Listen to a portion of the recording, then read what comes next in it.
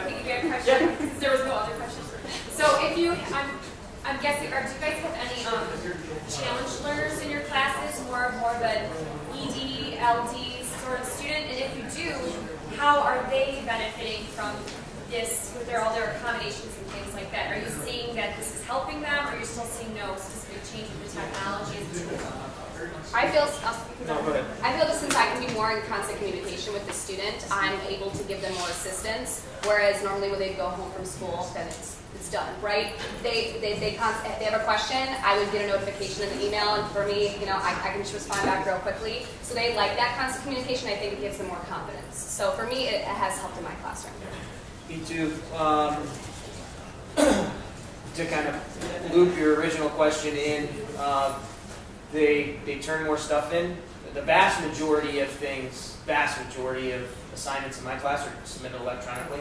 Don't have a whole lot of paper and pencil assignments that are turned in. If there's an article that I really want them to read that I just haven't scanned yet or whatever, I'll give them a hard copy of something. But the majority of stuff is turned in electronically, and the fact that if they didn't, say for example, if the assignment isn't done in class and they don't turn it in before they leave, and then they lose it that night, and then now they have to make that assignment up, they have to get another copy, they have to do it, and then they have to turn it in. If the kid doesn't finish it during class, turn it in when you go home. I don't really care. So the as far as how that impacts grades, entirely different issue. The homework is 10% of the grade in my class. I don't. It's going to sound maybe a little ridiculous, but I don't care that much about homework. I don't give a whole lot unless I think it's really, really important for the next day. I don't really care about homework.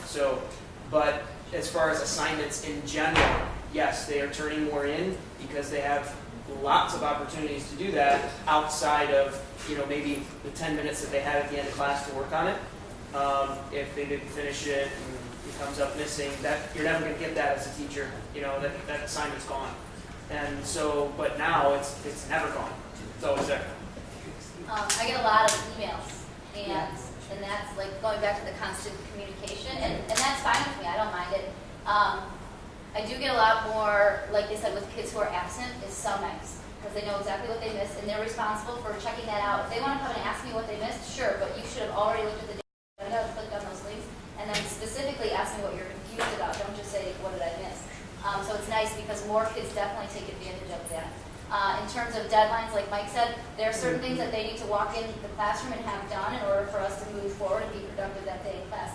But if it's something that I'm just saying, okay, it's due on Friday, I don't care if you turn it in at 8 a.m.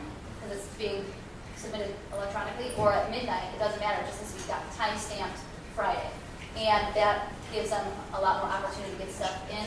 I do get a lot of emails with questions, and that's helpful because I think I have more kids who in the past would have not even asked, but now they'll just send me an email and I can get back to them right away and know that they understand or that they still don't know what's going on. And then I got the kids who send me an email at midnight and say, oh, I was stuck on this question, so I didn't do the homework, can you help me tomorrow? And then I can go back in class the next day and say, well, why were you stuck at midnight? You should have been stuck at 3:30 and sent me this email and we could have talked about it. So, there's no more excuses. Like Johanna said it perfectly. There's still those behaviors, but they can't really get away with. Yeah, when they send the email at midnight, they're like, can you help me now? It's like, no. Not happening. That is, oh, you sleep? Yes, I do. Thanks. That's been a tension that has needed to be managed because kids think that, like, You don't do anything else. Exactly. And Check directly the teacher too. And at the same time, And assistant superintendent. at the same time, you want them to know that you are accessible to them because there's a relational component with that. You want the kids to be able to trust you that you're going to respond to an email. It doesn't have to be at midnight or 3 in the morning, but you don't.